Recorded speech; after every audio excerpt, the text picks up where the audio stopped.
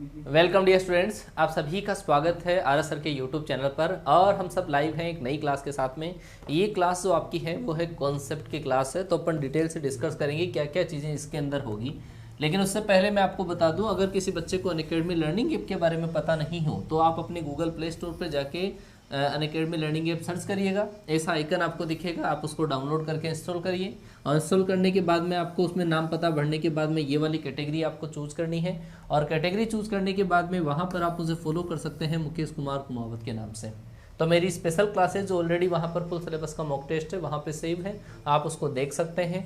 ये एक तो ड्रीम एयरफोर्स के नाम से है, फुल सिलेबस का मॉक टेस्ट कैसा होता है वो आप देख सकते हैं। द गेम चेंजर के नाम से भी है, वो भी आप देख सकते हैं। अगर किसी बच्चे को अनअकैडमी पर प्लस का सब्सक्रिप्शन लेना हो तो ये आपके पास 1 मंथ, 3 मंथ, 6 मंथ के चार्जेस हैं। लेकिन अगर आप ये वाला कोड अप्लाई करते हैं तो इससे आपको 10% डिस्काउंट मिल जाएगा। और फ़ायदा ये है कि आप इसमें एक ही कोड से इस कोड का यूज करो और सारे सब्जेक्ट फिजिक्स, मैथ्स, इंग्लिश, रागा की पूरी क्लासें आप एक्सप्लोर कर सकते हो। ठीक है, ये हमारा टेलीग्राम चैनल है team space R S sir. और यहाँ पर हम पूरी क्लासेस का नोटिफिकेशन वगैरह, पीडीएफ वगैरह सारी जो चीज़ें हैं वो यहाँ पर आपको हम प्रोवाइड करवाते हैं। अगर कॉन्सेप्ट की क्लास, कोई सी भी क्लास का अगर आपको पीडीएफ चाहिए आपको इस टेलीग्राम चैनल पर मिलेगा।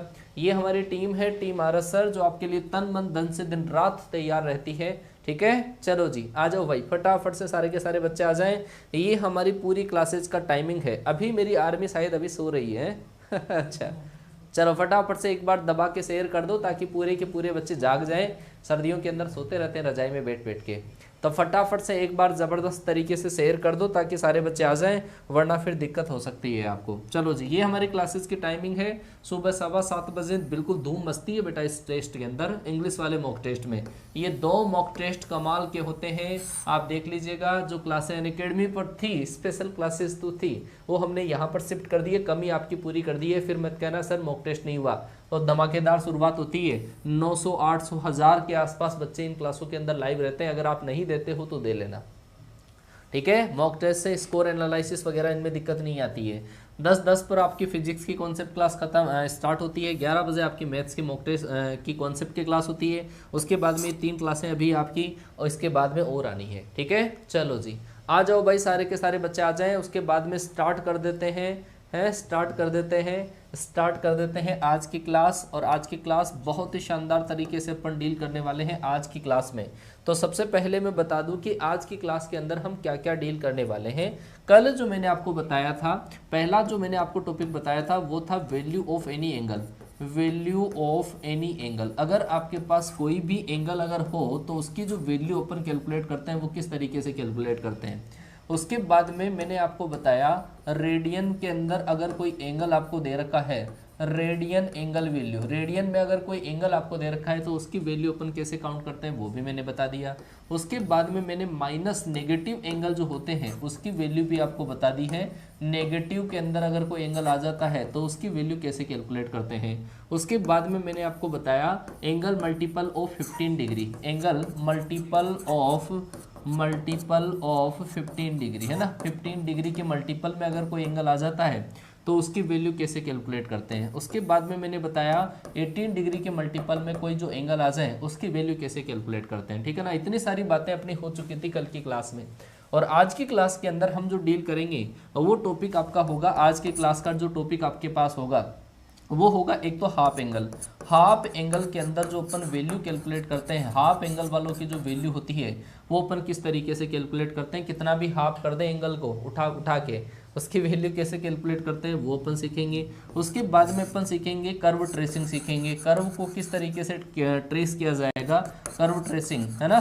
और उसके बाद में अपन मैक्सिमम एंड मिनिमम वैल्यू अपन सीखेंगे। और एक अपना जो टॉपिक बच गया है सीडी फॉर्मूले, वो अपन आज की क्लास में डिस्कस करेंगे। ठीक है, चलो मेरी आर्मी अगर आ चुकी है तो फटाफट से एक बार आई लव माई पेरेंट्स का कमेंट में स्पैम चाहूंगा।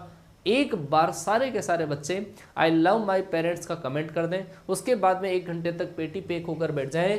कॉन्सेप्ट आपके दिल दिमाग तक उतरने वाले हैं। और कोई भी बच्चा ये कमेंट करने के बाद में और दूसरा कोई कमेंट नहीं करेगा, क्योंकि आपने जब आई लव माई पेरेंट्स लिख दिया है तो उसके अंदर सारी चीज़ें इंक्लूड हो चुकी है।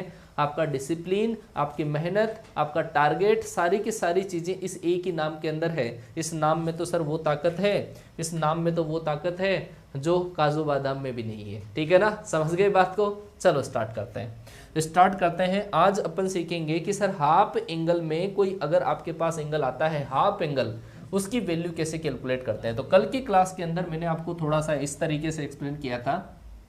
एक तो cos 2x वाले फॉर्मूले मैंने एक्सप्लेन किए थे आपको। cos 2x के जो फॉर्मूले होते हैं उसके अंदर से एक फॉर्मूला आपका ये था 1 - 2 sin स्क्वायर x था, एक तो फॉर्मूला ये था। इस फॉर्मूले को थोड़ा सा अगर मैं चेंज करना चाहूँ तो ये इस तरीके से चेंज होगा, 2 sin स्क्वायर को इधर और cos 2x को अगर अपन इधर ट्रांसफर करते हैं, इसका मतलब 2 sin square x equal to होगा आपका 1 - cos 2x होगा। आपने इधर अगर 2 का डिवाइड कर दिया तो इसका मतलब आपके पास साइन स्क्वायर x जो आपके पास आया वो किसके बराबर आया, 1 - cos 2x अपॉन 2 के बराबर आया, 1 - cos 2x अपॉन 2 के बराबर।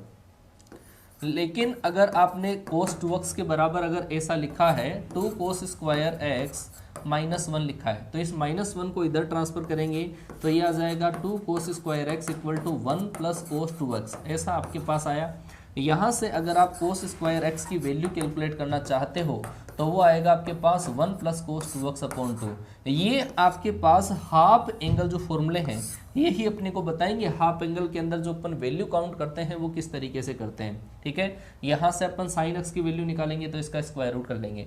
ये दो फॉर्मूले आपके लिए काफ़ी ज़्यादा इंपॉर्टेंट है, जहाँ से मैं हाफ एंगल की वैल्यू कैलकुलेट कर रहा हूँ आपको सिखाऊंगा कि कैसे अपन वैल्यू इनकी कैलकुलेट करते हैं। ठीक है, चलो जरा समझते हैं। मान लो एक नमूना अपन देखते हैं और उस नमूने के अकॉर्डिंग ही अपन समझने की कोशिश करेंगे। मान लो कि सर आपको ऐसा दे दिया कि आप 22.5 की वैल्यू कैलकुलेट करो, है ना। x के बराबर आपके पास 22.5 डिग्री दे रखा है, x के बराबर 22.5 डिग्री दे रखा है। तो 22.5 का मतलब होता है आपके पास कितना, 22.5 का मतलब होता है 45/2, ये x के बराबर है। तो सर इसका मतलब 2x के बराबर आपके पास कितना होगा, सर 2x के बराबर होगा अपना क्या, 45 होगा। तो अभी मैंने आपको ये फॉर्मूला जो लिखाया, क्या फॉर्मूला लिखाया कि सर साइन स्क्वायर x जो आपके पास होता है वो होता है 1 - cos 2x अपॉन 2 होता है। क्या होता है, 1 - cos 2x अपॉन 2 होता है। यहाँ पर अपन 2x की वैल्यू रखेंगे, x की वैल्यू तो आपके पास 22.5 है। यहाँ से अपन स्क्वायर अगर हटाएंगे तो ये इसके ऊपर स्क्वायर रूट आ जाएगा। तो यहाँ से अगर अपन वैल्यू काउंट करेंगे साइन x की वैल्यू तो ये आएगा आपके पास 1 - cos 45, 1 - cos 45 अपॉन 2 आ जाएगा। यहाँ पे अगर अपन cos 45 की वैल्यू रखेंगे तो क्या आ जाएगा, 1 - 1/√2 अपॉन आपके पास 2 आ जाएगा और ये इसका स्क्वायर रूट आ जाएगा। समझ गए बात को। अगर अपन यहाँ से स्क्वायर रूट एलसीएम लेंगे तो ये आएगा √2 - 1 अपॉन 2√2, क्या आ जाएगा, ये आपके पास आ जाएगा किसकी वैल्यू आई है, x की वैल्यू, और x का मतलब सर 22.5। तो इसका मतलब सर साइन 22.5 की जो वैल्यू आपके पास होगी वो क्या होगी, √2 - 1 अपॉन 2√2 का स्क्वायर रूट। बोलो यहाँ तक की बात आपके समझ में आई क्या। साइन 22.5 की जो वैल्यू आपके पास है, साइन 22.5 की वैल्यू एक तो इस तरीके से लिख दी जाती है। बोलो आया समझ में, है आया समझ में।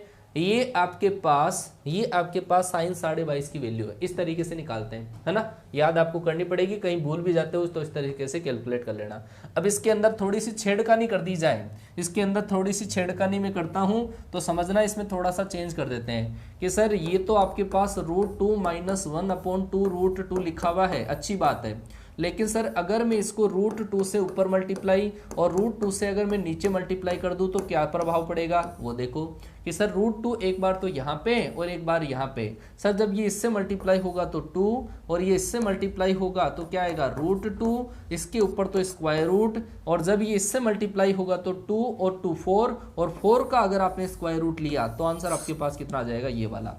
तो चाहे तो आप ये याद कर लो, चाहे आप ये याद कर लो, तो दोनों में से कोई सा भी याद कर लो। कई बार ये दिया हुआ होता है, कई बार ये दिया हुआ होता है। तो साइन 22.5 की जो वैल्यू है ना, साइन 22.5 की जो वैल्यू है वो आपको इस तरीके से यूज करनी है। भाई साहब साइन 22.5 की वैल्यू अगर आप कैलकुलेट करोगे तो वो कोसाइन फॉर्मूलों से ही हो पाएगी, और इसके अलावा कोई दूसरा फॉर्मूला आपको काम में नहीं लेना है। बोलो आया समझ में, है ना।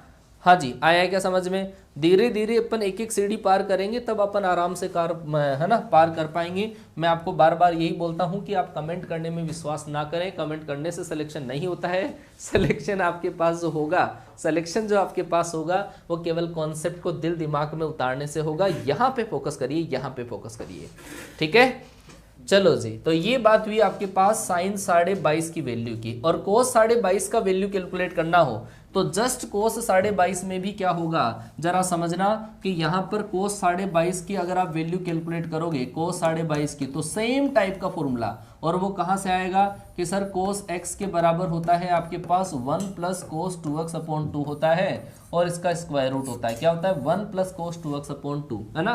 और x के बराबर जब आप 22.5 रखोगे तो कोस 22.5 और यहाँ पे 22.5 जब 2 से मल्टीप्लाई होगा तो ये आ जाएगा आपके पास कोस 45, कोस 45/2।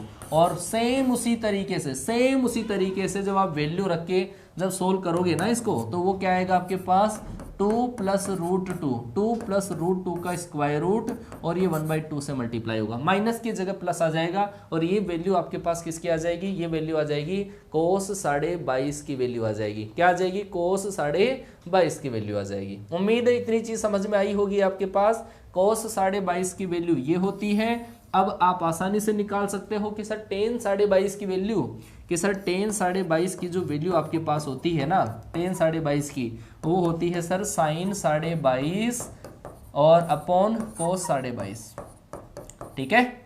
तो आप चाहे तो डिवाइड कर सकते हो, और डिवाइड अगर नहीं करो तो मैं कैलकुलेट किया हुआ ही आपको डायरेक्ट बता देता हूं कि इसकी जो वैल्यू आपके पास होती है tan 22.5 की वैल्यू कैलकुलेट करके चेक कर लेना, √2 - 1 क्या होती है, √2 - 1, ठीक है, tan 22.5 की होती है।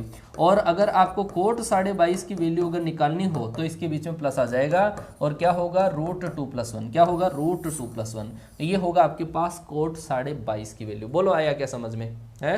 यहाँ तक की चीज समझ में आ गई क्या?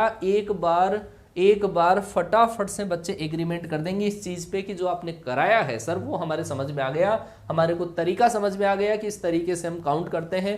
रट्टा हमेशा नहीं मार सकते, रट्टा मार सकते हैं लेकिन इतने रट्टा नहीं मारा जाएगा, तो तरीका आपको आना चाहिए। बोलो आया।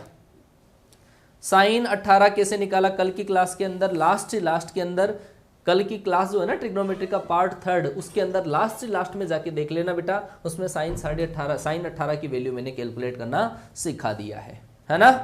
चलो जी, तो ये हाफ एंगल है, हाफ एंगल की जो वैल्यू है वो अपन इस तरीके से निकाल सकते हैं। कई बार आपको जरूरत पड़ेगी, ये जो हाफ एंगल है जैसे 22.5 है, 22.5 को बेटा इस तरीके से भी लिख दिया जाएगा π/16, क्या लिख दिया जाएगा, सॉरी π/8 भी लिख दिया जाता है ना, तो कंफ्यूज मत हो ना। π/8 का मतलब होता है 22.5, रेडियन के अंदर इस तरीके से लिख दिया जाता है। आगे चलता हूं मैं, तो ये आपके पास हो गए हाफ एंगल वाले, है ना। अब हाफ एंगल के अंदर सर जैसे आपको निकालना हो कोस 7.5 की वैल्यू निकालनी हो, है ना, कोस 7.5, आपको ये देखना पड़ेगा कि ये किसका हाफ है, कि सर x के बराबर तो सर हमने 7.5 मान लिया, है ना, तो सर 2x के बराबर कितना होगा, कि सर 2x के बराबर होगा 7.5 का डबल होता है 15। तो सर अगर आपको निकालना हो कोस 7.5 तो कोस x के बराबर क्या होगा, वो होगा sir 1 plus cos 2x upon 2, और इसका स्क्वायर रूट होगा, क्या होगा 1 प्लस कोस 2x अपॉन 2 होगा। सर 2x की वैल्यू 15 अगर आप यहाँ पे रखोगे तो क्या आएगा 1 प्लस कोस 15 अपॉन 2 आ जाएगा। आ गई क्या बात समझ में। और कोस 15 की वैल्यू कल मैंने आपको कैलकुलेट करना सिखाया था, कोस 15 की वैल्यू, है ना, और वो क्या था सर, कोस 45 कोस 30 प्लस साइन 45 साइन 30, ऐसा था। कोस 45 की वैल्यू 1/√2 और कोस 30 की वैल्यू √3/2 प्लस आपके पास 1/√2 और 1/2। तो ये था आपके पास क्या, √3 + 1 अपॉन 2√2, √3 + 1 अपॉन 2√2। ये किसकी वैल्यू थी, ये वैल्यू थी सर कोस 15 की। और कोस 15 की वैल्यू जब आप यहाँ पे रखोगे 1 प्लस स्क्वायर रूट 3 + 1 अपॉन 2√2, और इसको आपने जब 2 से डिवाइड कर दिया, इस पूरे का स्क्वायर रूट कर लो, ये किसकी वैल्यू आ गई, 7.5 डिग्री की वैल्यू आ गई, 7.5 डिग्री की। लेकिन अगर आपको निकालना हो साइन 7.5 की, ये तो आई कोस 7.5 की है ना, कोस 7.5 डिग्री का वैल्यू आ गया। लेकिन अगर आपको 7.5 का साइन में निकालना हो तो ये साइन चेंज होगा, प्लस की जगह माइनस, बस और कोई चेंजेस नहीं है। ठीक है क्या बेटा, आया समझ में।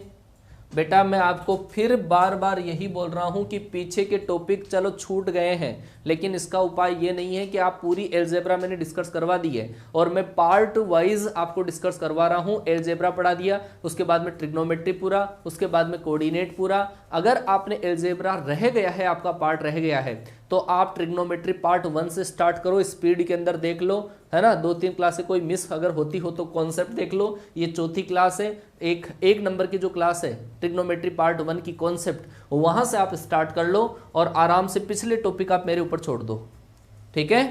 पार्ट 2 और पार्ट 3 का पीडीएफ दे दिया है, चेक कर लेना, कल ही भेजा है मैंने, है ना। चलो जी, ये हो गए आपके पास हाफ एंगल की वैल्यू कैलकुलेट करना। हाफ एंगल की वैल्यू मैंने कैलकुलेट करना आपको सिखा दिया है।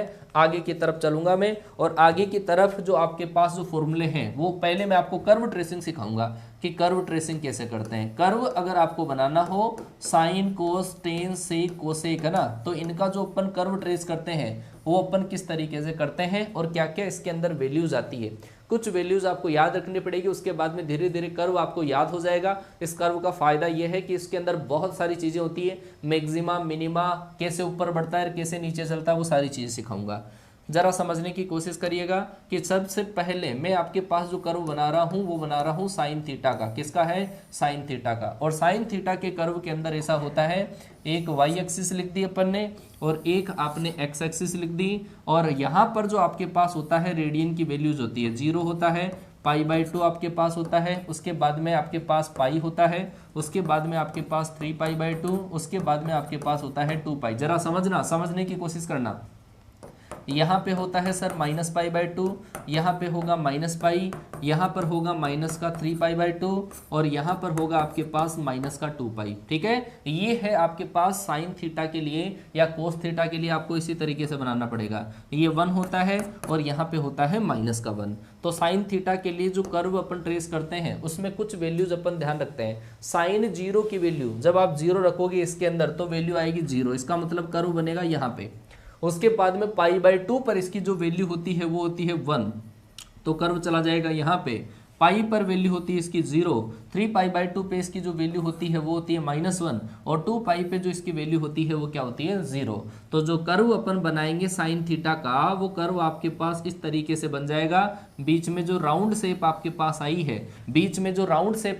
आई है, वो एंगल की अलग अलग वैल्यूज को पुट करने से आई है। उतना दिमाग मत लगाना, आप तो डायरेक्ट ऐसे मान लेना कि राउंड शेप होगा, ठीक है ना, क्योंकि इतना ज्यादा डीप के अंदर जाने की जरूरत नहीं है। एक चीज आप इस कर्व के अंदर ध्यान रखोगे कि ये जो कर्व आपके पास है, ये 1 से तो कभी ऊपर नहीं जाता, 1 से तो कभी ऊपर नहीं जाता और -1 के कभी नीचे नहीं आता। क्या आता? 1 से तो ऊपर नहीं जाता है और -1 के कभी नीचे नहीं आता है, ठीक है ना। बस ये वाली बात ध्यान रखोगे। सेम इसी का ऐसा ही आप इधर बना सकते हो, ऐसा का ऐसा ही आप इधर बना सकते हो। ये आपके पास बन गया साइन थीटा का कर्व। चाहे तो आप स्क्रीनशॉट ले लेना। अब इसके अंदर जो क्वेश्चन बनते हैं वो क्वेश्चन किस तरीके से बनते हैं वो समझो बेटा, है ना। इसके अंदर आपके पास किस तरीके से क्वेश्चन बनते हैं वो जरा समझना। एक तो आपको ऐसा पूछा जाता है कि ये जो साइन थीटा है इसकी रेंज पूछा जाता है। साइन थीटा की रेंज पूछे या आपको ऐसा पूछ ले मैक्सिमा मिनिमा पूछे, है ना। मैक्सिमा और मिनिमा वैल्यू क्या होगी, बात एक ही है। रेंज का मतलब होता है मैक्सिमा मिनिमा और मैक्सिमा मिनिमा का मतलब कर्व देखो नीचे, मैक्सिमम नीचे कहाँ तक है, इससे नीचे कहाँ तक नहीं जा रहा, और मैक्सिमम हाइट कितनी है और मैक्सिमम लोएस्ट पॉइंट कहां तक है, इन दोनों के बीच जो पॉइंट आपके पास होता है वो क्या होता है, रेंज। तो आप देखोगे कि ये जो कर्व है वो -1 के नीचे नहीं जा रहा, सबसे मिनिमम क्या हो गया इसका -1 के नीचे नहीं जा रहा। तो इसका मतलब इसका जो मिनिमा हो गया मतलब न्यूनतम वैल्यू इसकी, है ना, निम्नतम वैल्यू या न्यूनतम वैल्यू जो है इसकी वो किसके बराबर होगी, -1 के बराबर। एक मैं कहूं आपके पास इसकी मैक्सिमम वैल्यू जो है वो किसके बराबर होगी कि सर ये कर्व 1 से ऊपर नहीं जा रहा, तो इसकी जो मैक्सिमम वैल्यू होगी वो क्या होगी, 1 होगी। मिनिमम वैल्यू -1 होगी, मैक्सिमम वैल्यू आपके पास 1 होगी। और सुनिएगा, और क्या देख सकते हैं ग्राफ में, जरा ध्यान दीजिएगा। ग्राफ के अंदर सिर्फ और चीजें ध्यान देने लायक ये है, आप देखोगी सबसे पहले 0 से लेकर π/2, तो ये क्वाड्रेंट कौन सा है, पहला। फिर पाई बाय 2 से लेकर पाई तक ये कौन सा क्वाड्रेंट है, सेकंड क्वाड्रेंट। यहां से लेकर यहां तक ये है आपका थर्ड क्वाड्रेंट, और यहां से लेकर यहां तक ये है आपका फोर्थ क्वाड्रेंट। जरा देखिएगा फर्स्ट क्वाड्रेंट में साइन की पोजीशन, फर्स्ट क्वाड्रेंट में साइन की पोजीशन कि सर इसका जो कर्व है ना वो ऊपर की तरफ बढ़ रहा है, सर इसका जो कर्व है वो ऊपर की तरफ बढ़ता है, और जब कर्व ऊपर की तरफ बढ़ता है तो इसको अपन क्या बोल देते हैं, इसको बोल देते हैं अपन वर्धमान बोल देते हैं। और बात करूं मैं इंग्लिश की तो क्या बोला जाता है, इसको बोला जाता है इंक्रीजिंग बोला जाता है। जरा समझिएगा कि फर्स्ट जो क्वाड्रेंट है उसके अंदर साइन जो है वो 0 से लेकर 1 की तरफ जब जाता है तो ऊपर की तरफ जा रहा है, और ऊपर की तरफ जब जाता है तो इसको क्या बोल देते हैं, इंक्रीजिंग बोल दिया जाता है। अगर मैं बात करूं सेकंड क्वाड्रेंट की तो आप कहोगे कि सर ये टॉप हाइट पर पहुंच गया, उसके बाद में ये कर्व नीचे आना स्टार्ट हो गया, नीचे नीचे नीचे नीचे नीचे नीचे नीचे कहां तक, -1 तक। तो आप कहोगे सर सेकंड क्वाड्रेंट में इसका मान घटता है, थर्ड क्वाड्रेंट में और घटता है, और कहां तक चला जाता है, -1 तक। तो अगर मैं बात करूं कि जहां पे कर्व ऊपर से नीचे आना स्टार्ट होता है, डाउनवर्ड मूवमेंट जिसका होता है, तो वो क्या होता है, वो होता है आपके पास हास्यमान होता है। क्या होता है, हास्यमान, जिसको इंग्लिश के अंदर बोला जाता है डिक्रीजिंग। क्या बोला जाता है, डिक्रीजिंग।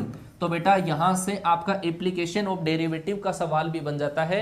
एप्लीकेशन ऑफ डेरिवेटिव में जब इंक्रीजिंग डिक्रीजिंग पूछा जाता है तो वो भी अपन यहां से बता सकते हैं कि सर कौन से इंटरवल में ऊपर जा रहा है, कौन से इंटरवल में नीचे जा रहा है। ऊपर से नीचे आता है डिक्रीजिंग, नीचे से ऊपर जाता है उसको बोलते हैं इंक्रीजिंग बोलते हैं। ठीक है, बोलो भाई इतनी बात समझ में आई कि आपके पास है, यहां तक की बात आपके समझ में आई कि या नहीं आई, बताओ है, आ गया समझ में। कि सर यहां से अगर मैं पूछूं तो कि सर 3π/2 से लेकर 2π में ये कौन सा क्वाड्रेंट है, फोर्थ, कि सर फोर्थ क्वाड्रेंट के अंदर ऊपर की तरफ बढ़ रहा है, फोर्थ क्वाड्रेंट में ऊपर की तरफ बढ़ता है, मतलब क्या है, इंक्रीजिंग है। बोलो समझ में आया। साइन के कर्व से इतनी सारी चीजें आपको समझ में आ जानी चाहिए। एक और चीज मैं बता देता हूं इसके अंदर, मैक्सिमम वैल्यू आपकी +1 होगी, मिनिमम वैल्यू आपके पास -1 होगी। 0 से π/2 में इंक्रीजिंग है, π/2 से पाई में डिक्रीजिंग है, पाई से लेकर 3π/2 में डिक्रीजिंग है, 3π/2 से 2π में क्या है, इंक्रीजिंग है। फिर अगली बात, इसका पूछा जाता है आपको आवर्तनांक। क्या पूछा जाता है, आवर्तनांक पूछा जाता है कि सर ये फंक्शन पीरियोडिक है कि नहीं है। कि जो भी कर्व एक सर्टेन टाइम इंटरवल के बाद में रिपीट होता है, एक सर्टेन टाइम इंटरवल के बाद में जो कर्व रिपीट होता है उसको बोलते हैं पीरियोडिक फंक्शन बोलते हैं। क्या बोलते हैं, आवर्ती फलन, पीरियोडिक फंक्शन। तो ये देखो आप कि सर 0 से लेकर पाई तक, यहां तक 2π तक गए, फिर आप यहां से देख लो, चलो यहां से लेकर यहां तक वापस कर्व की स्टार्टिंग पोजीशन, फिर ऐसी सांप के जैसे ऐसे चलता रहता है, चलता रहता है। तो ऐसे फंक्शन जो होते हैं पीरियोडिक होते हैं। और ये इनका जो एक साइकिल वो बाईसाइकिल नहीं, हाँ, कि आप हीरो वाली साइकिल समझ लो। साइकिल का मतलब है एक चक्कर पूरा करने में कितने दिन लगते हैं, एक चक्कर पूरा करने में जो डिस्टेंस ये कवर करता है उसको बोलते हैं आवर्तनांक बोलते हैं। क्या बोलते हैं, आवर्तनांक। तो आप कहोगे कि सर ये एक पूरा चक्कर लगाने में सर कितने लगे, 2π। यहां से यहां तक की डिस्टेंस देख लो कितनी है, 2π। तो आवर्तनांक होगा, या इसको अपन इंग्लिश में मैं बात करूं तो ये होता है आपका टाइम पीरियड। क्या होता है, टाइम पीरियड आपके पास किसके बराबर होगा, 2π के बराबर होगा। बोलो इतनी सारी इंफॉर्मेशन आपको एक कर्व से मिल गई है, साइन थीटा के कर्व से। आगे जो भी मैं कर्व आपको सिखाऊंगा उन सब के अंदर ये इंफॉर्मेशन आपको देते हुए चलूंगा। स्क्रीनशॉट ले लेना आपको, है ना, इसका स्क्रीनशॉट ले लेना है। उसके बाद में आपको चाहे मैं इसका PDF भी दे दूंगा, वहां से बना लेना, नहीं तो स्क्रीनशॉट ले लेना। आगे बात समझ में, ये हुआ आपके पास साइन थीटा का। आगे चलता हूं, आगे अपन बात करते हैं कोस थीटा की। तो कोस थीटा में भी आपके पास एज इट इज ऐसा का ऐसा ही काम होता है। जरा समझना, उसको भी समझते हैं। बहुत प्यारा इसका ग्राफ होता है, बहुत काम की चीजें ये होती है ना भाई। कोस थीटा भी आपके पास एज इट इज ऐसा ही होता है। उसमें भी इसका जो ग्राफ होता है वो 1 के तो ऊपर नहीं जाता, -1 के नीचे नहीं आता। और ग्राफ बनाने के लिए आप ऑलरेडी पहले ये डॉटेड लाइन ड्रॉ कर लिया करो। एक तो -1 पर आपने ड्रॉ कर ली, और एक जो लाइन आपने है वो कहाँ पे, 1 के ऊपर ड्रॉ कर ली, है ना। 1 और -1 पे डॉटेड लाइंस आपने ड्रॉ कर दी।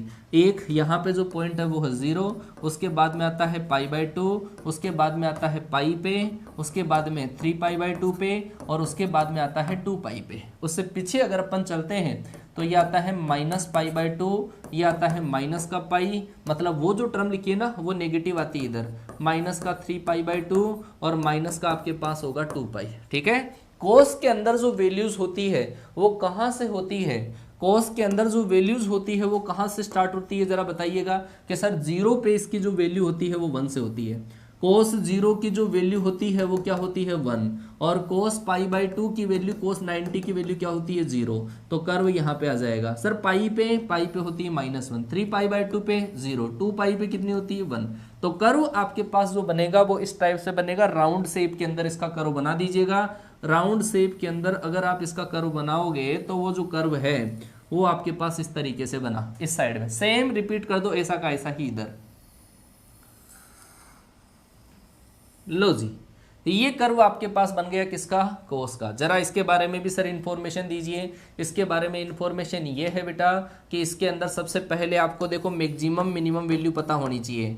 मैक्सिमम वैल्यू जो आपके पास है, मतलब अधिकतम मान जो है वो क्या होगा 1 होगा। अगर मैं बात करूं सर इसकी मिनिमम वैल्यू की, तो सर इसकी जो मिनिमम वैल्यू जो आपके पास है वो क्या होती है -1 होती है। अगर मैं आपके पास इसकी बात करूं कि सर इसकी रेंज कितनी होगी, रेंज का मतलब होता है इसका परिसर, इसका जो परिसर होता है वो होता है -1 से लेकर 1, इसका जो परिसर होता है वो होता है -1 से लेकर 1। एक चीज आपको और लिखा दूं मैं, इसका डोमेन, डोमेन का मतलब इसमें कोई भी वैल्यू, जो वैल्यू रखी जा सकती है सर कोई सी भी रख सकते हो। इसका डोमेन मतलब इसका जो प्रांत होता है, सब ट्रिग्नोमेट्रिक फंक्शन, दो साइन और कोस का जो डोमेन होता है वो होता है हमेशा r, साइन और कोस का डोमेन हमेशा r होता है। ठीक है, और इंफॉर्मेशन लेते हैं। चलो आप मुझे बताओ कि 0 से लेकर पाई/2 में, मैं देखना चाहता हूं देखिए कितना समझ में आया। 0 से पाई/2 में ये फंक्शन इंक्रीजिंग है कि डिक्रीजिंग है, इतना बताओ। 0 से पाई/2 में फंक्शन इंक्रीजिंग है या डिक्रीजिंग है, जवाब दीजिए जरा। सर 0 से पाई/2 में फंक्शन इंक्रीजिंग है कि डिक्रीजिंग है, फटाफट बता दो भाई। 0 से पाई/2 में फंक्शन इंक्रीजिंग है या डिक्रीजिंग है, बोलो फटाफट बोलो। इंक्रीजिंग है या डिक्रीजिंग है 0 से पाई/2 में, बोलो क्या है, डिक्रीजिंग है, हैं डिक्रीजिंग डिक्रीजिंग डिक्रीजिंग, क्या बात है, बहुत बढ़िया भाई। जो कर्व ऊपर से नीचे की तरफ आता है ना तो वो डिक्रीजिंग होता है। तो आप कहोगे कि सर यहां से यहां तक ये कर्व नीचे की तरफ आया, इसका मतलब सर क्या है, डिक्रीजिंग है ना। और ये कौन सा क्वाड्रेंट है, फर्स्ट क्वाड्रेंट है, फर्स्ट क्वाड्रेंट है ना। फर्स्ट क्वाड्रेंट के अंदर, फर्स्ट क्वाड्रेंट के अंदर यहां से स्टार्ट हुआ, नीचे की तरफ आया। फिर ये है सेकंड क्वाड्रेंट, और सेकंड क्वाड्रेंट में भी पाई/2 से लेकर सर पाई नीचे की तरफ ही आया। उसके बाद में ये रहा थर्ड क्वाड्रेंट, कहां से कहां तक, पाई से लेकर 3 पाई/2 सर ऊपर चलना स्टार्ट हो गया। फिर सर 3 पाई/2 से 2 पाई तक सर फिर ऊपर बढ़ना स्टार्ट हो गया। इसका मतलब आपने क्या बताया कि सर फर्स्ट क्वाड्रेंट में क्या होगा, डिक्रीजिंग होगा। और सर ये सेकंड क्वाड्रेंट है, इसमें भी डिक्रीजिंग होगा। सर इस क्वाड्रेंट के अंदर क्या होगा, इंक्रीजिंग होगा। और सर इस क्वाड्रेंट में भी क्या होगा, इंक्रीजिंग होगा। बोलो समझ में आया क्या, आया क्या समझ में। इंक्रीजिंग डिक्रीजिंग वाली कहानी समझ में आई। जब ऊपर से नीचे की तरफ चलते हैं तो डिक्रीजिंग, नीचे से ऊपर की तरफ चलते हैं तो इंक्रीजिंग। चलो जी, इसके अंदर अगर मैं बात करूं पीरियड की, तो आप बताओ भाई इसका पीरियड जो होगा, इसका आवर्तनांक जो होगा वो क्या होगा, बोलो फटाफट से। आवर्तनांक जो आपके पास होगा इसका वो कितना होगा, आवर्तनांक कितना होगा, बोलो बोलो फटाफट से। इसका आवर्तनांक कितना होगा, हाँ जी बोलो बोलो भाई, क्या होगा आपके पास इसका आवर्तनांक, क्या होगा आवर्तनांक बताओ। Pi to 2 pi increase, pi to 2 pi तक, बिल्कुल सही बोला बेटा आपने, पाई से लेकर 2 पाई तक इंक्रीज होगा, है ना। बोलो बोलो फटाफट से बताओ क्या होगा आपके पास, इसका पीरियड क्या होगा आपके पास, बोलो 2 पाई। चलो जी, बहुत शानदार भाई, बहुत शानदार। आपके पास इसका जो राइट आंसर होगा वो होगा 2 पाई होगा। तो इतनी चीज आपको कोस थीटा का जो कर्व है उससे आपको इतनी इंफॉर्मेशन मिलती है। आगे मैं लेकर चलता हूं आपको टेन थीटा की तरफ। आगे जो आपके पास कर्व जो बनेगा वो बनेगा टेन थीटा का, जरा समझना ये इंपॉर्टेंट है। और कैसे बनाते हैं वो भी आप समझना। टेन थीटा का जब आप कर्व बनाओगे तो इसके लिए आपको एक तो हॉरिजॉन्टल लाइन तो ड्रॉ करनी ही है, और एक आपको वर्टिकल लाइंस। और वर्टिकल लाइन कहाँ कहाँ पे ड्रॉ करनी है वो समझना कि सर टेन थीटा का जो कर्व होता है, कि सर टेन थीटा जो आपके पास होता है, टेन थीटा जो आपके पास होता है वो होता है sine theta upon cos theta. और वर्टिकल जो लाइंस आप ड्रॉ करोगे, वर्टिकल लाइंस जो आप ड्रॉ करोगे वो वहां पे करनी है जहां पे इसकी वैल्यू इनफाइनेट बन जाए, इनफाइनेट बनती हो। कि सर इनफाइनेट कहां पे बनेगी, जहां पे कोस थीटा 0 होगा। और कोस थीटा 0 कहां पे होगा, सर थीटा बराबर आपके पास 90 हो या 270 हो, या π/2 भी लिखा जा सकता है या 3π/2 लिखा जा सकता है। इन वैल्यूज पर ये क्या बन जाएगा, इनफाइनाइट या माइनस इनफाइनाइट, वहां पर अपन वर्टिकल लाइंस इसमें ड्रॉ करेंगे, ठीक है ना। चलो समझो, तो ये आपके पास बात हुई। तो सर इसके अंदर वर्टिकल लाइन कि सर ये वाला पॉइंट 0 हुआ, ये वाला सर π/2 हुआ, ये वाला सर पाई हुआ, ये वाला सर 3π/2 हुआ और ये वाला हुआ आपके पास 2π हुआ, ठीक है। इधर भी आपके पास एज इट इज सर ये हुआ माइनस का π/2, ये हुआ आपके पास माइनस का पाई, ये हुआ आपके पास माइनस का 3π/2 और ये होगा आपके पास माइनस का 2π होगा। वर्टिकल लाइन ड्रॉ करोगे कहाँ पे, π/2 के मल्टीपल पे,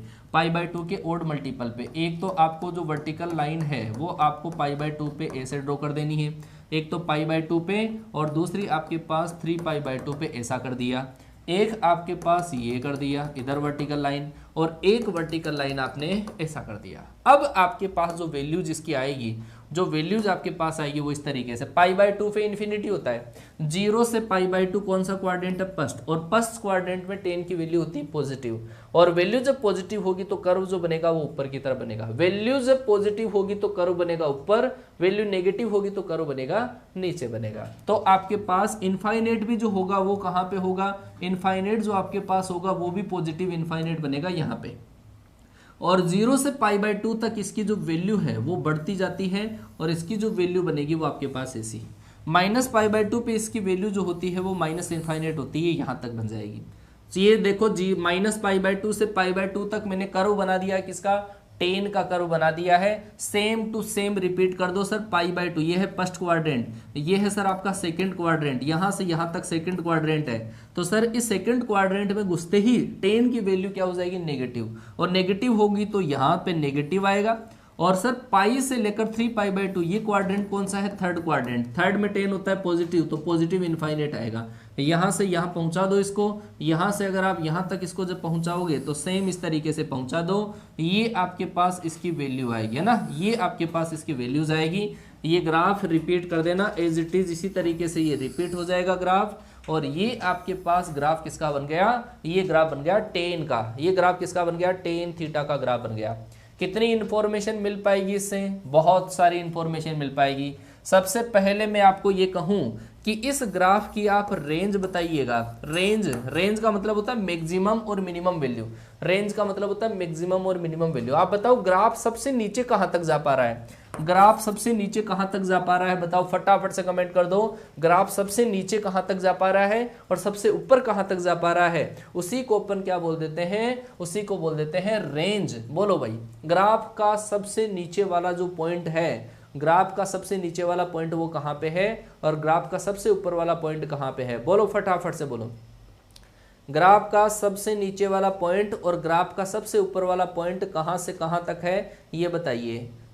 ग्राफ का सबसे नीचे वाला पॉइंट एक बच्चे ने जवाब दिया है, कमांडो रौनक ने, माइनस इन्फिनिटी तक जा रहा है। और सबसे ऊपर कहां तक जा रहा है, प्लस इन्फिनिटी तक जा रहा है। जब भी अपन रेंज देखते हैं तो ऊपर से नीचे तक ग्राफ देखते हैं, ठीक है। और जब भी डोमेन देखते हैं तो लेफ्ट टू राइट, कमर तेरी लेफ्ट राइट हाल है हरियाणवी एक सॉन्ग है, कमर तेरी लेफ्ट राइट हाल है। तो बस वो ध्यान रख लो कि जब डोमेन देखना हो तो लेफ्ट राइट, और जब आपको रेंज देखनी हो तो अपर डाउन, है ना, ऊपर नीचे आपको देखना होता है जब रेंज देखनी हो। तो रेंज जो इसकी होगी वो माइनस इन्फिनिटी से लेकर प्लस इन्फिनिटी तक होती है। रेंज का मतलब होता है परिसर, तो इसका जो परिसर होता है वो आपके पास क्या होता है, माइनस इन्फिनिटी से प्लस इन्फिनिटी, जिसको आर से भी लिखा जाता है। दूसरी बात मैं अगर इसमें लिखूं कि सर डोमेन, इसका जो डोमेन होता है मतलब प्रांत जो इसका होता है, वो आप ये देख लो कि जहां जहां पे वर्टिकल लाइन अपन ने ड्रॉ करी है एक्चुअल के अंदर वहां पे ग्राफ ही नहीं है, वहां पे ग्राफ है ही नहीं, है ना। जहां जहां पे वर्टिकल लाइन मैंने ड्रॉ करी है वहां पे ग्राफ नहीं है, उनको हटा दो बस। वर्टिकल लाइन मतलब जहां पे इन्फिनिटी या माइनस इन्फिनिटी बनता है उन पॉइंट्स को आप हटा दो। तो सर कौन कौन से पॉइंट है, एक तो π/2, एक 3π/2, मतलब π/2 का ओड मल्टीपल। तो इसका जो डोमेन होता है वो क्या होता है, r-2n+1 π/2। इनको आप हटा दो, सर ये क्या बन जाता है, प्रांत, r-2n+1 π/2, π/2 का ओड मल्टीपल हटा दो, क्या बन जाएगा, डोमेन। आप कहोगे सर ये जो फंक्शन है वो पीरियोडिक है क्या, बिल्कुल ये जो फंक्शन है वो पीरियोडिक है, और इसका जो पीरियड है मतलब आवर्तनांक जो है वो कितना होगा, कि आप ये देखो कि कितनी देर बाद में इसका ग्राफ रिपीट हो रहा है, कितनी देर में इसका जो ग्राफ है वो रिपीट हो रहा है। वो देखो कि सर आपने कहा कि -π/2 से लेकर यहाँ तक एक चक्कर इसका चल गया, एक चक्कर चल गया, -π/2 से +π/2 तक एक ऐसा सांप, बिल्कुल नागिन है, नागिन, ऐसे नागिन की शेप का होगा ये, है ना। तो ये देखो कि आप इतनी डिस्टेंस बाद में फिर ये नीचे था ना, फिर नीचे पहुंच गया। तो ये डिस्टेंस देख लो आप यहां से यहां तक की, उसके बाद में जो कर्व है वो रिपीट हो रहा है। ये वाली π/2, ये वाली π/2, दोनों को ऐड करोगे तो क्या आ जाएगा पाई। तो सर इसका जो आवर्तनांक होगा, टेन का आवर्तनांक होगा, वो क्या होगा, पाई होगा। टेन का जो आवर्तनांक आपके पास होगा वो क्या होगा, पाई होगा। ठीक है, चलो जी। अब सर इसके अंदर इंक्रीजिंग डिक्रीजिंग का भी चक्कर बताओ। सर इंक्रीजिंग डिक्रीजिंग कहाँ पे है, जरा समझिए कि ग्राफ जहां से जहां तक ऊपर जाता है वो होता है इंक्रीजिंग। कि सर इस ग्राफ को कहीं से भी पकड़ लो आप। सर जैसे मान लो कि मैंने यहां से देखना स्टार्ट किया, ऊपर ऊपर ऊपर ऊपर ही ऊपर की तरफ जा रहा है, ठीक है। उसके बाद में ऊपर से ऊपर की तरफ जा रहा है, कर्व नीचे कहीं लिखा हुआ थोड़ी आ रहा है, ऐसे अगर जाता तब तो डिक्रीजिंग होता। ये जो कर्व है ऊपर की तरफ बढ़ने की कोशिश कर रहा है, ऊपर की तरफ बढ़ने की कोशिश कर रहा है, तो ये जो फंक्शन है ये क्या होगा, ऑलवेज इंक्रीजिंग होगा। क्या होगा, always increasing. Always increasing function होगा, मतलब हमेशा बढ़ता हुआ रहेगा, हमेशा बढ़ता हुआ, हमेशा वर्धमान फलन नहीं होगा। बोलो समझ में आया क्या, ऑलवेज इंक्रीजिंग होगा, ऑलवेज इंक्रीजिंग होगा, है आया क्या, आई बात समझ में, ऑलवेज इंक्रीजिंग। ठीक है, इतनी इंफॉर्मेशन आपको टेन का जो कर्व है उससे मिल गई है। जरा एक चीज मुझे ये बताओ कि आप ये देखो कि 0 से π/2 तक इसकी वैल्यू बढ़ती है, ठीक है ना। 0 से π/2 तक वैल्यू बढ़ती है, π/2 से लेकर पाई में भी बढ़ती है, पाई से लेकर 3π में भी बढ़ती है, हर जगह इसकी वैल्यू बढ़ती रहती है। ठीक है, चलो जी, ऑलवेज इंक्रीजिंग होगा। डोमेन समझ में नहीं आया, एक बार फिर से समझो। डोमेन, डोमेन आप ऐसा देखो, साइन और कोस का डोमेन आपके पास आर होता है कि उनका कर्व कहीं पे भी नहीं टूटता है, उनका कर्व कहीं पे भी ब्रेक नहीं होता। और इन कर्व के अंदर जहां पे कर्व ब्रेक होता है, जहां पे ब्रेकअप होता है, जिस चौराहे पे ब्रेकअप होता है, जिस पॉइंट पर होता है, जिस दुकान पे होता है, जिस थड़ी पर ब्रेकअप होता है, उस थड़ियों को अपन नाश कर देंगे। भाई तेरी वजह से मेरा ब्रेकअप हुआ था, तेरी वजह से मेरा ब्रेकअप हुआ था, मेरी जिंदगी में तेरी कोई जगह नहीं है।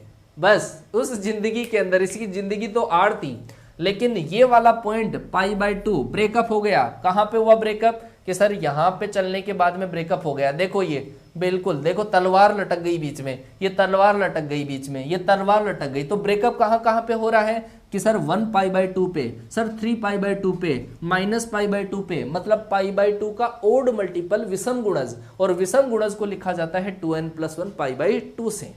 बोलो आया क्या समझ में, है आगे क्या बात समझ में। हाँ, ब्रेकअप जहां जहां पे हो जाता है उनको भूल जाओ, जिंदगी से निकाल दो उन पन्नों को। चलो जी, और जिन जिन पॉइंटों पे ब्रेकअप होता है उनको भी एक और नाम से बोलते हैं, उनको बोलते हैं पॉइंट ऑफ डिसकंटिन्यूटी, मतलब असांतत्यता की बिंदु। जिन जिन पॉइंटों पे ग्राफ ब्रेक होता है, ब्रेकअप होता है, उनको बोलते हैं पॉइंट ऑफ डिसकंटिन्यूटी, असांतत्य। ये मैं पढ़ाऊंगा आपको लिमिट के बाद में, लिमिट का भी है ये पॉइंट, है ना, लिमिट का एग्जिस्टेंस। चलो इसी के अंदर साथ में भी, ताकि थोड़ा सा बड़ा बन जाएगा। लिमिट का एग्जिस्टेंस कौन से पॉइंट पर नहीं है, लिमिट जहां जहां पे ब्रेकअप होता है ना, उनको लिमिट भी नहीं होता, उस पर कंटिन्यूस भी नहीं होता, उस पर डिफरेंशिएबल भी नहीं होता। जहां जहां पे ब्रेकअप होता है न तो वो पॉइंट अपने डोमेन में होते हैं, और न ही वो पॉइंट जिन पर लिमिट का एग्जिस्टेंस होता है, न ही उन पॉइंटों पे कंटिन्यूस होता है, और न ही उन पॉइंटों पे डिफरेंशिएबल होता है। इतनी जानकारी दी एक ही ग्राफ से। इस ग्राफ से लिमिट एग्जिस्ट करेगी कि नहीं करेगी, π/2 पे नहीं करेगी, 3π/2 पे नहीं करेगी, जहां पे ब्रेकअप हो गया वहां पे नहीं करेगी। बोलो आया क्या समझ में, आया समझ में। अरे भाई इतना समझ में आया कि नहीं आया, अब तो मैंने पूरी ताकत झोंक दी भाई है। अच्छा चलो जी, पूरी ताकत झोंक दी है मैंने। ये चीज लिख लेना, जहां जहां पे ब्रेकअप हो गया लाइनें याद कर लो। ब्रेकअप वाले पॉइंटों को डोमेन में से हटा दो, ब्रेकअप वाले पॉइंटों पे लिमिट का एग्जिस्टेंस नहीं होगा, ब्रेकअप वाले पॉइंटों पे कंटिन्यूस नहीं होगा, और ब्रेकअप वाले पॉइंटों पे डिफरेंशिएबल नहीं होगा। आ गई होगी बात समझ में, ठीक है, ये लिख लेना है ना, जिन जिन पे ब्रेकअप होता है। चलो आगे चलता हूं मैं। आगे जो आपके पास ग्राफ है वो है आपके पास कोट थीटा का। ग्राफ किसका है, कोट थीटा का। Same thinking, same thinking. इसके अंदर सर कहां पे बनाएंगे, जरा समझाओ कि इसके अंदर ब्रेकअप कहां कहां पे होगा। ब्रेकअप समझ जाओ कहां कहां पे होगा। आपको पता चल जाना चाहिए ब्रेकअप वहां पे होता है, ब्रेकअप वहां पे होता है जहां पे इनफाइनेट या माइनस इनफाइनेट बनने के चांसेस होते हैं। जरा समझिए कि सर ब्रेकअप इसमें कहां पे होगा, कि सर मैंने लिख दिया कोट थीटा, तो सर कोट थीटा होगा cos theta upon sine theta. तो जहां पे साइन 0 होगा, साइन थीटा बराबर 0 कहां पे होगा, जहां पे 0 होगा, या फिर आपके पास 180 डिग्री मतलब 0 पे होगा, पाई पे होगा, 2 पाई पे। इनका ब्रेकअप कहां पे होता है, 0 पे, पाई पे, 2 पाई पे, किसमें, कोट में। जहां पे नीचे वाली टर्म 0 होगी पूरा इन्फिनिटी आएगा, वहां पे इसका ब्रेकअप होगा। ठीक है, चलो जी, ब्रेकअप कॉन्सेप्ट है ये। हाँ जी, तो कोट थीटा के बारे में अपन जानते हैं, जानकारी लेते हैं, और उसके बाद में इसकी भी अपन पूरी गणित निकालेंगे कहाँ पे इसका ब्रेकअप हुआ था, और आपका भी जहाँ जहाँ पे ब्रेकअप है उनको हटा देना, जिंदगी में से उन पन्नों को हटा देना। तो ये होगा आपके पास क्या, पाई/2, ये होगा आपके पास पाई, ये होगा आपके पास 3 पाई/2, और ये होगा सर 2 पाई। इसके अलावा इधर जो है वो है माइनस में, माइनस पाई/2, ये होगा सर माइनस का पाई, ये होगा सर माइनस का 3 पाई/2, और ये होगा आपके पास माइनस का 2 पाई, है ना। अब जहां जहां पे ब्रेकअप हुआ वहां पे वर्टिकल लाइन ड्रू कर दो, जहां जहां पे ब्रेकअप हुआ वहां पे वर्टिकल लाइन कहां पे हुआ सर, एक तो हुआ सर 0 पे, एक ब्रेकअप हमारा हुआ था कहां पे, पाई पे हुआ था, एक हमारा जो ब्रेकअप है वो कहां पे हुआ था, वो हुआ था 2 पाई पे, और एक जो ब्रेकअप है वो पाई के मल्टीपल पे, है ना, पाई के मल्टीपल पे, पाई के मल्टीपल पे, है ना, ऐसे ब्रेकअप हुआ। तो जिन पे ब्रेकअप हुआ उनको हटा देंगे। अब ग्राफ कहां से स्टार्ट होगा, आप देखो कि कोट आपके पास ये है फर्स्ट क्वाड्रेंट, 0 से लेकर पाई/2 में फर्स्ट क्वाड्रेंट, और 0 पे इसकी जो वैल्यू होती है इनफाइनेट होती है, 0 पे वैल्यू इनफाइनेट, लेकिन प्लस इनफाइनेट होगी कि माइनस इनफाइनेट, वो होता है क्वाड्रेंट का फर्क, कि सर 0 से पाई/2 में तो प्लस का है तो इनफाइनेट भी प्लस का होगा, और इनफाइनेट जब प्लस का है तो ग्राफ यहां से स्टार्ट होगा, है ना। पाई/2 पे इसकी वैल्यू 0 होती है, और ये पाई/2 से लेकर पाई के अंदर कौन सा क्वाड्रेंट है, सेकंड, और सेकंड क्वाड्रेंट में पाई पे ये इनफाइनेट होता है, लेकिन सेकंड क्वाड्रेंट में माइनस इनफाइनेट, तो यहां तक पहुंच जाएगा ग्राफ। तो इसका मतलब इसका जो ग्राफ बनेगा वो ग्राफ बनेगा इस तरीके से। ठीक है, समझ जाओ बात को, 0 से पाई/2 में फर्स्ट क्वाड्रेंट है, और फर्स्ट क्वाड्रेंट में इनफाइनेट भी क्या होगा, प्लस इनफाइनेट, तो यहां से ग्राफ होगा। ये है सर सेकंड क्वाड्रेंट, पाई पे इनफाइनेट बनता है, लेकिन सेकंड क्वाड्रेंट में माइनस इनफाइनेट तक जाएगा। सेम को रिपीट करो, सेम को अगर आप रिपीट करोगे तो सेम को रिपीट करोगे तो ये आपके पास इस तरीके से बन जाएगा। कितनी इंफॉर्मेशन ले पाओगे आपके ऊपर है, ज्ञान का था भंडार पड़ा है, लेकिन लेना कितना है वो आपके ऊपर डिपेंड करता है। ये होगा सर, है ना, कोबरा, कोबरा के जैसा बनेगा, ये बन गया कोबरा आपका। तो सर इसके अंदर इंफॉर्मेशन बताओ, फटाफट इंफॉर्मेशन बता दो कि क्या क्या इंफॉर्मेशन अपने को यहां से मिल सकती है, कौन कौन सी इंफॉर्मेशन अपन बटोर पाएंगे।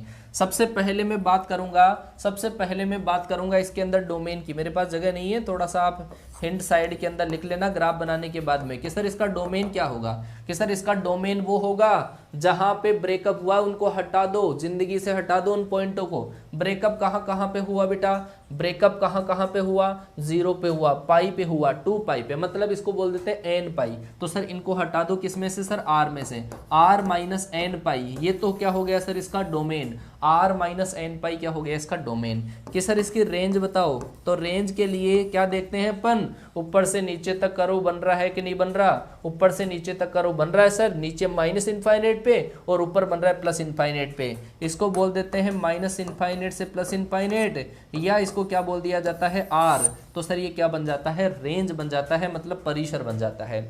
चलो सर इसके अंदर अगर मैं पूछूं आपके पास, हाँ एक बच्चे ने जवाब दे दिया, ऑलवेज डिक्रीजिंग, एयरमैन बाबू का हरेंद्र सिंह का जवाब आ गया पहले ही कि सर ऑलवेज इंक्रीजिंग होगा डिक्रीजिंग होगा, कि सर ये होगा आपके पास ऑलवेज डिक्रीजिंग। क्या होगा, ऑलवेज डिक्रीजिंग। क्यों, क्योंकि ये नीचे जा रहा है, गर्त के अंदर जा रहा है, ये पढ़ता नहीं है, फालतू की बातों में ध्यान देता है। कौन, कोट, और 10 बिल्कुल हमेशा पढ़ता है सर, जो हमने पढ़ा दिया वो ही पढ़ता है। ठीक है, 10 का कर्व ऊपर की तरफ, इसका कर्व नीचे की तरफ, तो ये क्या होता है, डिक्रीजिंग, हमेशा क्या होता है, डिक्रीजिंग होता है। सर उसके बाद में इसका आप पीरियड भी बता दो, सर ये पीरियोडिक है तो कितनी डिस्टेंस बाद में इसका जो ग्राफ है वो रिपीट हो रहा है। देखो ये वाली डिस्टेंस के बाद में यही कोबरा इधर आ गया, यही कोबरा आगे आएगा, इसका मतलब सर इसका जो पीरियड होगा, मतलब आवर्तनांक जो होगा वो क्या होगा, पाई होगा। मेरे पास थोड़ा सा समय का अभाव रहेगा तो थोड़ा सा मैं फास्ट चल रहा हूँ, आप अपने अकॉर्डिंग इसको ध्यान दे लीजिए बेटा, है ना, ध्यान दे लेना। एक चीज मैं आपको ये कहूंगा, इसके ब्रेकअप के पॉइंट्स बताओ। ब्रेकअप के पॉइंटों पे सबके अंदर होता है ये कॉन्सेप्ट, केवल 10 में नहीं होता है, जहां जहां पे ब्रेकअप हुआ वहां पे आपको क्या करना है, वो डोमेन में से हटाते हैं, वहां पे लिमिट का एग्जिस्टेंस नहीं होता, वहां पे कंटिन्यूस नहीं होता, वहां पे डिफरेंशिएबल नहीं होता। तो आप आराम से देख सकते हो कि ब्रेकअप के जो पॉइंट्स है, ब्रेकअप के जो पॉइंट्स है, यहाँ पे लिख देता हूं चलो मैं, ब्रेकअप पॉइंट्स क्या है, ब्रेकअप, जहां जहां पे ब्रेकअप इसका हो गया है, ब्रेकअप पॉइंट्स वो क्या है, एन पाई है, पाई भी है, 2 पाई भी है, 3 पाई भी है, जिसको क्या लिख दिया जाता है, एन पाई लिख दिया जाता है। अरे आ गई क्या बात समझ में है? हाँ, एन पाई पर चाहे तो पाई हो, चाहे 2 पाई हो, चाहे 3 पाई हो, उन सब पर लिमिट का एग्जिस्टेंस नहीं होगा, और लिमिट का एग्जिस्टेंस नहीं होता है तो वहां पे ब्रेकअप हो जाता है, कंटिन्यूस भी नहीं होता, डिफरेंशिएबल भी नहीं होता। बोलो आया समझ में? इतना समझ में आया कि नहीं आया? एक बार फटाफट से यार एक कमेंट इस पे मैं चाहूंगा, क्या चाहता हूँ, I love my parents, I love my parents लिखकर एक बार मुझे एग्री कर दो कि सर इतनी सारी चीज हमारे समझ में आ चुकी है, डोमेन, रेंज, इतनी सारी रामायण कौन बताएगा यार फ्री के अंदर है? बच्चे प्लस पे पढ़ते हैं जाके, सर प्लस ले लूँ, आ जाएगा समझ में, पढ़ लेना प्लस पर, कोई पढ़ाए तो ये है, बोलो। अरे भाई प्लस के स्टूडेंट भी यहाँ पर पढ़ते हैं, मेरी क्लास के अंदर बहुत सारे स्टूडेंट, मुझे पता होगा, पूरी उम्मीद है प्लस के स्टूडेंट होंगे, वो कमेंट करके बता दो एक बार कि प्लस पे भी बच्चे हैं, प्लस के बच्चे भी क्लास में, प्लस के बच्चे भी क्लास में हैं, प्लस के बच्चे भी क्लास में। सही है, चलो जी आगे चलते हैं। इतनी सारी इंफॉर्मेशन दे दी कोर्ट के रिगार्डिंग, कोर्ट, हाँ सर्दियों में कोर्ट की जरूरत होती है अच्छा चलो आगे चलते हैं, आगे चलते हैं, और आगे मैं बात करता हूँ आपके पास सेक थीटा की, है ना, आगे मैं बात करता हूँ आपके पास सेक थीटा की बात करता हूँ। सेक थीटा के बारे में जरा इंफॉर्मेशन लीजिएगा, सेक थीटा के बारे में, है ना, सेक थीटा कि सर यहाँ पे इसका ब्रेकअप कहाँ होगा, सर सेक थीटा का ब्रेकअप भी समझ लेते हैं कि सर सेक थीटा के अंदर ब्रेकअप वाले पॉइंट्स कहाँ कहाँ बनाएंगे। सर सेक थीटा होता है 1 कोस थीटा, और ये जहां जहां पे कोस 0 होगा, क्या कि सर कोस थीटा जहां जहां पे 0 होगा और जहां जहां इनफाइनाइट बन जाएगा सेक, तो इसका मतलब कहाँ कहाँ बनेगा बेटा, ये बनेगा सर π/2 पे और 3π/2 पे, और माइनस में लगा दो इनके साथ में। तो ब्रेकअप के जो पॉइंट है ना, जो जहां पे आपके पास ब्रेकअप के जो पॉइंट है ना, वो आपको डोमेन में से माइनस करने होते हैं। डोमेन वाले बच्चे ने कहा है कि सर मेरे डोमेन समझ में नहीं आया, है ना, तो डोमेन वाली चीज यही है कि आप जो ये जो जहां पे ब्रेकअप होता है ना, उन पॉइंटों को आर में से माइनस कर दिया करो, है ना, वो होता है। अब ये जो पॉइंट होता है ना 1π/2, 3π/2, 5π/2, 7π/2, ये जो पॉइंट्स होते हैं इनको डायरेक्ट एक साथ लिख दिया जाता है, क्या, 2n+1π/2, क्या लिख दिया जाता है, 2n+1π/2 लिख दिया जाता है। ठीक है, चलो जी, तो ये वाली चीज आपको समझ में आ जाएगी, जो मैं यहाँ पर आपको ग्राफ डिस्कस करूंगा तब आपको समझ में आ जाएगी। सेक थीटा के अंदर जो आपके पास काम होगा, सेक थीटा के अंदर जो कर्व आपके पास बनेगा, वो कर्व आपके पास कुछ इस तरीके से बनेगा, है ना, इस तरीके से जो कर्व बनेगा, यहाँ पे जो पॉइंट है वो है आपके पास क्या, π/2, यहाँ पे होगा आपके पास पाई, यहाँ पे आपके पास 3π/2, और यहाँ पर होगा आपके पास 2π, और इधर आप इसको लिखोगे माइनस में, क्या, -π/2 माइनस का पाई माइनस का आपके पास 3π/2, और यहाँ पर होगा आपके पास माइनस का 2π। ठीक बात। अब इसके अंदर दो लाइनें आपको, वर्टिकल लाइन तो कहाँ पे ड्रॉ करनी है, वर्टिकल लाइन तो जहाँ पे ब्रेकअप होता है, कहाँ कहाँ पे, π/2 पे, एक वर्टिकल लाइन यहाँ पे, एक वर्टिकल लाइन आपको यहाँ पे ड्रॉ करनी है, एक वर्टिकल लाइन आपको यहाँ पे, एक वर्टिकल लाइन यहाँ पे ड्रॉ कर दी। वर्टिकल लाइंस वहां पे जहां पे ब्रेकअप होता है। दूसरी चीज, एक आपको हॉरिजॉन्टल लाइन इसमें +1 पे भी करनी है, एक तो +1 पे करनी है, y की वैल्यू जहां पे +1 होती है, एक y की वैल्यू जहां -1 होती है वहां पे भी आपको प्लॉट करनी है। ये वाला जो पॉइंट है ध्यान रखना क्या है, 0,1 है, सॉरी, है ना, और ये वाला जो पॉइंट है वो है 0,-1। अब उसके बाद में इस कर्व का जो ग्राफ आपके पास जो बनेगा, इस कर्व का जो ग्राफ बनेगा वो जरा समझिए, बहुत ही शानदार इसका ग्राफ बनता है कटोरी की शेप का, कि सर 0 पे वैल्यू कितनी होगी, 0 पे वैल्यू होती है 1, सेक की जो वैल्यू होगी भाई कोस 0 हो जाएगा ना, तो वैल्यू होती है इसकी 1, और उसके अलावा इसका जो कर्व बनता है वो कर्व बनता है इस तरीके से, ऊपर की तरफ कटोरी, 0 से कहाँ से, -π/2 से π/2 में ऊपर की तरफ कटोरी, उसके बाद में अगली कटोरी नीचे की तरफ होती है, अगली कटोरी फिर ऊपर की तरफ होती है, ऐसे ऐसे कटोरियां बनती है ना, ऐसे कटोरियां बनती है, एक कटोरी ऊपर एक कटोरी नीचे। और इसकी जो वैल्यू होती है, इसकी जो वैल्यू होती है जरा याद रखना, इसकी जो वैल्यू होती है वो -1 से +1 के बीच में कभी भी नहीं होती। इसकी वैल्यू आपके पास -1 से +1 के बीच में कभी भी नहीं आती। चलो मैं लिखता हूं इसका डोमेन और रेंज। डोमेन का कॉन्सेप्ट क्लियर होना चाहिए आपका। सब जगह जो डोमेन अपन कैलकुलेट करते हैं वो इस तरीके से होता है। तो डोमेन क्या होगा? डोमेन होगा सर कौन कौन से पॉइंट हटाऊं? π/2, 3π/2, जिसको क्या बोला जाएगा? 2n+1 π/2। क्या बोला जाएगा? 2n+1 π/2। तो r - 2n+1 π/2, तो ये आपके पास क्या होगा? डोमेन होगा, है ना, डोमेन होगा। सर रेंज बताओ इसकी। ये है बहुत ही शानदार सवाल रेंज का। इसकी परिसर जो होता है, आप देखो कि इनके बीच में ये जो एरिया है ना बीच वाला, इसके अंदर कुछ नहीं है, ग्राफ का नामो निशान नहीं है, क्योंकि ग्राफ या तो 1 के ऊपर है या -1 के नीचे है। इसका मतलब इसकी जो रेंज है, इसके बीच में इसका जो ग्राफ है वो नहीं आता है। तो रेंज जो इसकी हो जाती है, इसकी जो रेंज हो जाएगी, इसको अपन ऐसा भी लिख सकते हैं -∞ से लेकर -1 और यूनियन ऐसा लिख सकते हैं 1 से लेकर इंफिनिटी। ये होती है इसकी रेंज। या फिर इसको लिखने का जो तरीका होगा वो होगा r -1 से लेकर 1, r -1 से लेकर 1। तो ये वैल्यू ध्यान रखोगे, ये सेक और कोसेक के अंदर ये रेंज सेम रहती है। सेक और कोसेक में ये वाली जो वैल्यू है ये वाली आपके पास रहती है। ठीक है, आया समझ में? हाँ भिकमंगर अच्छा, ये वाली बात आई समझ में। अब उसके बाद में अपन इंक्रीजिंग डिक्रीजिंग की बात कर लेते हैं। चलो आप ये बताओ, ब्रेकअप वाले जो पॉइंट है ना, इसके जो ब्रेकअप वाले पॉइंट है, ब्रेकअप के पॉइंट्स है, ब्रेकअप के जो पॉइंट्स है वो कहाँ कहाँ पे है? π/2 के ओड मल्टीपल पे। π/2 भी है, एक आपके पास 3π/2 भी है, जिसको क्या बोलते हैं? 2n+1 π/2 बोलते हैं। क्या बोला जाता है? 2n+1 π/2। ये जो ब्रेकअप के पॉइंट्स है वहां पे लिमिट का एग्जिस्टेंस भी नहीं होगा, वहां पर कंटिन्यूस भी नहीं होगा, वहां पे डिफरेंशिएबल भी नहीं होगा। उसके बाद में मैं बात करूं आपसे कि सर इस फंक्शन का आप पीरियड बताओ। सर पीरियड क्या होगा? आप बताओ। ग्राफ की रिपीटिशन, ये वाला जो पॉइंट है ये वापस कब से आ गया? यहाँ पे देखो, वापस यहाँ पे जाके आया, यहाँ पे जाके वापस आया। इसका मतलब सर इतनी जो डिस्टेंस आपके पास है वो क्या है? आपके पास पीरियड। तो इस कर्व का जो पीरियड आपके पास है वो क्या होगा? 2π होगा। सेक का और कोसेक का जो पीरियड होता है, जो आवर्तनांक होता है, वो 2π होता है। इस इंटरवल में देख लो 0 से लेकर π/2, इस इंटरवल के अंदर ये ग्राफ ऊपर की तरफ जा रहा है, मतलब इंक्रीजिंग है। और इस ग्राफ के अंदर देखोगे तो ये भी क्या है? इंक्रीजिंग है। उसके बाद में इसमें अगर आप चल गए π/2 से 3π/2 में, तो कर्व जा रहा है नीचे की तरफ, तो इसमें क्या है? डिक्रीजिंग है। फिर आगे चलोगे तो क्या है? डिक्रीजिंग है ना। ये इंक्रीजिंग डिक्रीजिंग का काम आपका हो गया। ठीक है, चलो जी, एक लास्ट बचा है, फिर मेरा टाइम कंप्लीट हो जाएगा। एक लास्ट बचा हुआ, मेरे पास टाइम का थोड़ा सा अभाव है, तो ये लास्ट में फटाफट से आपको एक्सप्लेन कर देता हूं। कोसेक थीटा जरा समझना। कोसेक थीटा के बारे में भी यही गणित लगानी है आपको।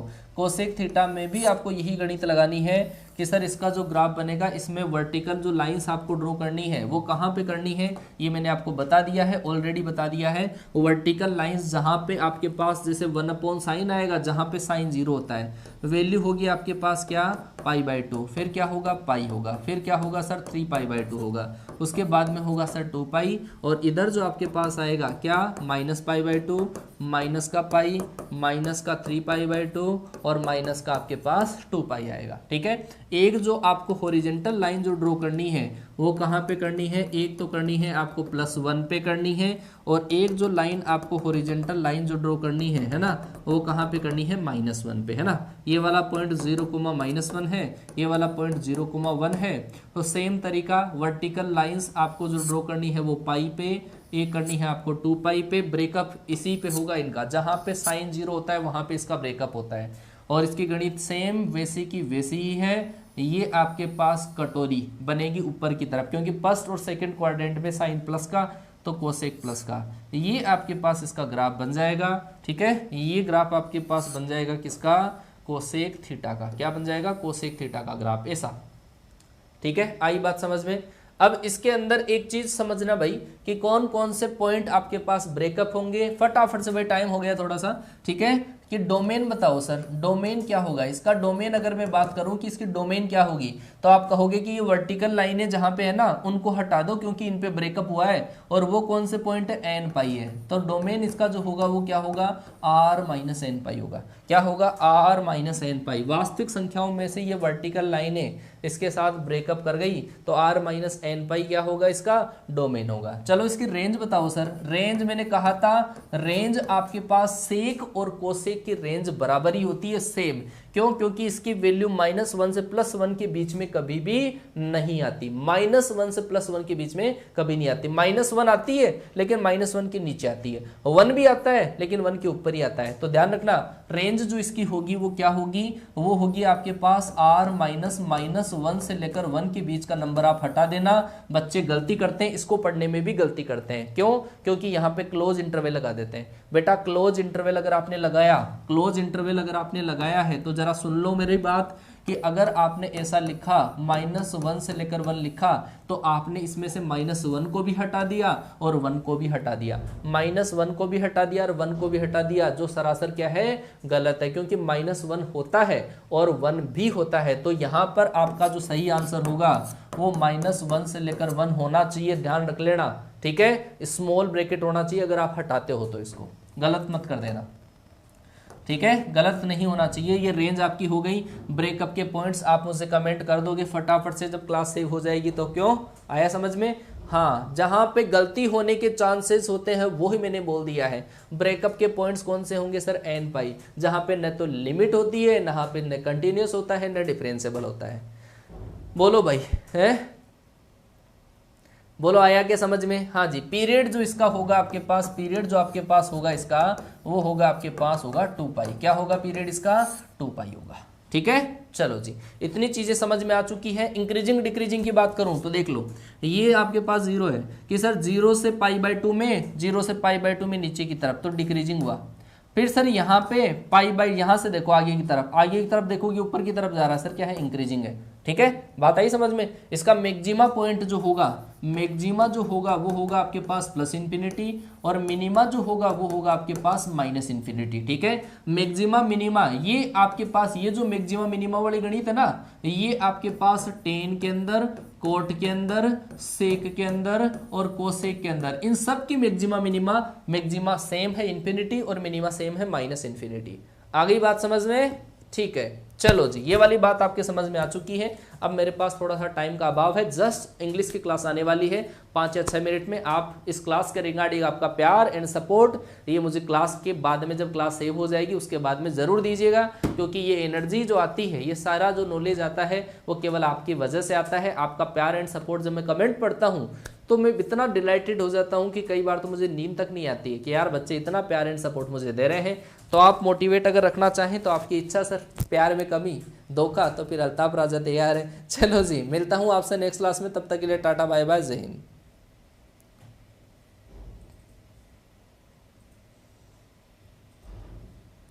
20 सब्सक्राइबर।